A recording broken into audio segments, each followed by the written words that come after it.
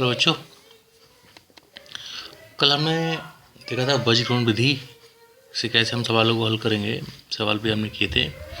3.5 प्रश्नावली का यहाँ पर आज सवाल नंबर 2 है। बोला है के का क्या मान है, के का मान ज्ञात कीजिए। के किस मान के लिए ये जो युग्म दे रखा है इस युग्म का कोई हल नहीं होगा। सवाल आपको किताब में दे रखा होगा। तो के किस मान के लिए इस युग्म का कोई हल नहीं होगा, ये कह रहा है। यानी हमको के का मान निकालना है। के का वह मान क्या होगा कि हम के का मान जब इसमें पुट करें, हल करें, तो इस युग्म का कोई हल हमको प्राप्त ना हो। अब देखिए, मैंने आपको शुरू में बताया था कि युग्म दे रखा है। युग्म की 3 कंडीशन बताई थी कि युग्म के का कोई हल नहीं होगा, जो है अद्वितीय हल होगा और अनेक हल होंगे। ठीक है, वही कंडीशन हमको यहाँ प्रयोग करनी है। यहाँ पर हम कह रहे हैं कोई हल नहीं होगा। अब देखिए, कोई हल नहीं होगा तो क्या होता है, रेखाएं समांतर होती हैं, है ना। A1/A2 है ना equal B1/B2 is not equal C1/C2। समांतरी कंडीशन, समांतर होंगे तो कोई हल नहीं होगा। तो पहले आप क्या करेंगे, इसको ax + by + c के रूप में आप दोनों को लिख लेंगे। शुरू करते हैं। देखिए 3x + y - 1 = 0।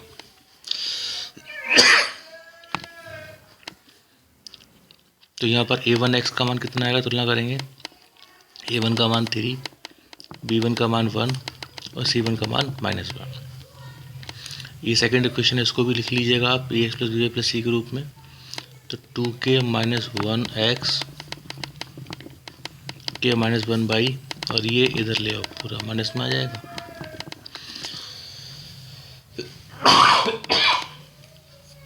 सॉरी, इसकी तुलना आप करेंगे तो a2 कितना आएगा, 2k - 1, b2 k - 1 और c2 -2k + 1। ठीक है, ये अब कह रहा है कोई हल नहीं होगा, कोई हल नहीं है अगर इस युग्म का। तो कोई हल नहीं है की कंडीशन क्या होती है, समांतर। A1/A2 = B1/B2 is not equal C1/C2। तो ये सारी वैल्यू यहाँ पुट करके देख लीजिएगा, सॉल्व कर लीजिएगा। A1 का मान कितना है, A1 का मान 3, A2 का मान कितना है 2k - 1, B1 का मान कितना है 1 और B2 का मान कितना है k - 1। अब ये बराबर नहीं है तो हल तो होगा नहीं, इसलिए इसकी वैल्यू पुट करोगे, बस इतना ही ले लो केवल। तो इन दोनों को हल कर लो, ये इधर ले आओ, इधर मल्टीप्लाई में आ जाएगा k - 1 और 1 × 2k - 1। गुणा कर दें हम 3k - 3 बराबर 2k - 1। तो ये k एक तरफ ले आओ और कांस्टेंट एक तरफ कर दो, ये k बचेगा और 3 में से 1 गया, 2 बचा। k का मान कितना आया 2। तो k का मान कितना होना चाहिए 2। और ये हम ज्ञात करना है कि k के किस मान के लिए समीकरण का कोई हल नहीं होगा। ठीक है, तो ये हमको यहाँ पर करना था, जो हमने कर दिया। नेक्स्ट सवाल देखते हैं। देखिए, अगला सवाल हमको दे रखा है, सवाल पढ़ देते हैं एक बार। कह रहा है, सवाल नंबर 4 है, एक छात्रावास के मासिक व्यय का एक भाग नियत है, शेष इस पर निर्भर करता है कि छात्र ने कितने दिन भोजन लिया। एक विद्यार्थी 20 दिन भोजन करता है तो 1000 रुपये छात्रावास को देता है, और जबकि एक विद्यार्थी 26 दिन भोजन करता है तो 1180 रुपये छात्रावास को देता है। तो नियत व्यय और प्रतिदिन के भोजन का मूल्य ज्ञात कीजिए, कितना होगा। ठीक है, 2 बातें इसमें दे रखी हैं। आप सवाल को पहले पढ़िएगा ध्यान से किताब से, तो आपको जल्दी समझ में आएगा। बाकी मैं ये बता रहा हूँ। कह रहा है एक छात्रावास के मासिक व्यय का एक भाग नियत है।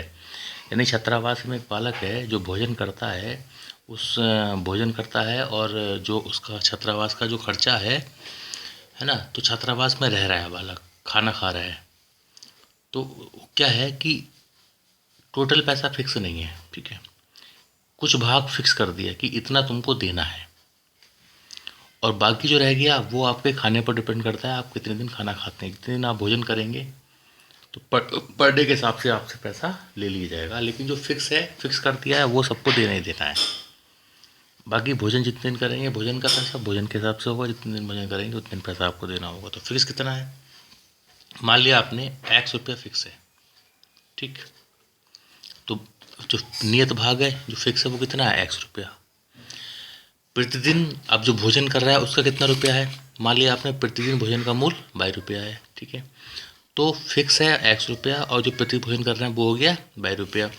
एक ने बालक ने कितने दिन भोजन किया, 20 रुपया, 20 दिन भोजन किया। तो 20 दिन भोजन किया तो 20 दिन का भुगतान कितना होगा, तो देखिए 20 दिन का भुगतान कितना होगा, जो कुल भुगतान होगा वो जो नियत भाग है वो प्लस जो 20 दिन भोजन किया। एक दिन भोजन का मूल्य 22 रुपया है तो 20 दिन भोजन का मूल्य 20 रुपया हो जाएगा। तो जो नियत है वो देना है और जो 20 दिन भोजन किया वो देना है, तो कुल मिला कितना हो गया, x प्लस 20y। तो 20 दिन के भोजन का भुगतान x प्लस 20y, ठीक है। लेकिन क्या बोल रहे हैं, सवाल के अंदर कह रहा है कि 20 दिन भोजन करता है और जो नियत है वो कुल मिला के 1000 रुपये देना पड़ता है। तो जो कुल खर्चा है, जो कुल व्यय है वो कितना है, 1000 रुपया। तो x प्लस 20y बराबर 1000 रुपया। जो नियत है वो प्लस 20 दिन का भोजन कुल मिला कितना दिया उसने, 1000 रुपया। ऐसे ही एक बी बालक है, उसने 26 दिन भोजन किया। तो देखिए यहाँ 20 दिन भोजन किया तो x प्लस 20y दिया, तो 26 दिन भोजन करेगा तो x प्लस 26y देगा, तो x प्लस 26y रुपया दिया, भुगतान किया। लेकिन किताब में क्या कह रहा है कि 26 दिन भोजन का उसको 1180 रुपये देना है। तो ये जो x प्लस 26y 1180 के बराबर होगा, क्योंकि ये भी 26 दिन का व्यय है। भाई ये नियत व्यय है, ये 26 दिन के भोजन का व्यय है, तो कुल व्यय हो गया 26 दिन का।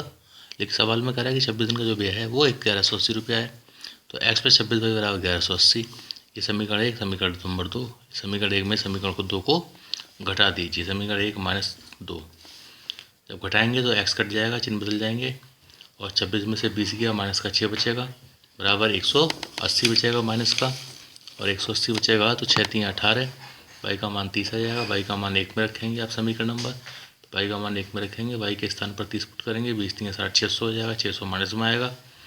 तो x प्लस 600 बराबर 1000, x बराबर 1000 माइनस 600, x बराबर 400, ठीक है। x क्या है, x है नियत व्यय माना है आपने, देखिए x को नियत व्यय माना है, x रुपये नियत व्यय है। जब x नियत व्यय है